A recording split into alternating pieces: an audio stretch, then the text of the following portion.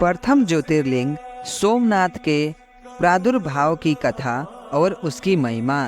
जो मनुष्य इस सोमनाथ के प्रादुर्भाव की इस कथा को सुनता अथवा दूसरों को सुनाता है, वह संपूर्ण अभीष्ट को पाता और सब पापों से मुक्त हो जाता है। तो आइए जानते हैं। तदंतर कपिला नगरी के कालेश्वर, रामेश्वर आदि की महिमा बताते हुए सूत जी ने समुद्र के तट पर स्थित गोकर्ण क्षेत्र के शिवलिंगों की महिमा का वर्णन किया। फिर महाबल नामक शिवलिंग का अद्भुत महात्म्य सुनाकर अन्य बहुत से शिवलिंगों की विचित्र महात्म्य कथा का वर्णन करने के पश्चात ऋषियों के पूछने पर वे ज्योतिर्लिंगों का वर्णन करने लगे।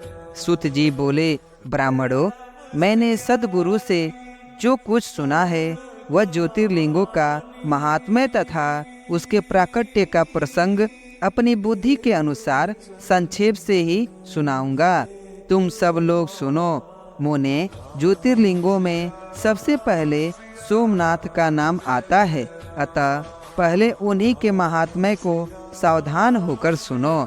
मुनीश्वरों, महामना प्रजापति दक्ष ने अपनी अश्विनी आदि 27 कन्याओं का विवाह चंद्रमा के साथ किया था।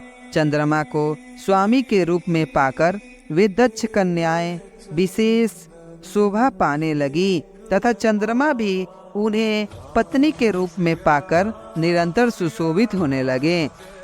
उन सब पत्नियों में भी जो रोहिणी नाम की पत्नी थी, एकमात्र वही चंद्रमा को जितनी प्रिय थी, उतनी दूसरी कोई पत्नी कदापि प्रिय नहीं हुई। इससे दूसरी स्त्रियों को बड़ा दुख हुआ।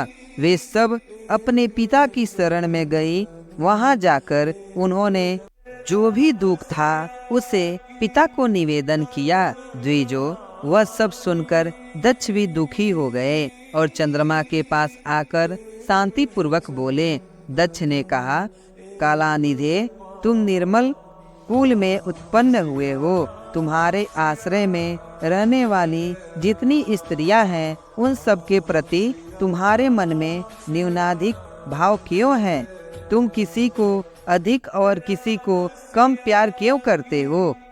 अब तक जो किया सो किया, अब आगे फिर कभी ऐसा विषमतापूर्ण वर्ताव तुम्हें नहीं करना चाहिए, क्योंकि उसे नरक देने वाला बताया गया है। सूत जी कहते हैं, महर्षियों, अपने दामाद चंद्रमा से स्वयं ऐसी प्रार्थना करके प्रजापति दक्ष घर को चले गए।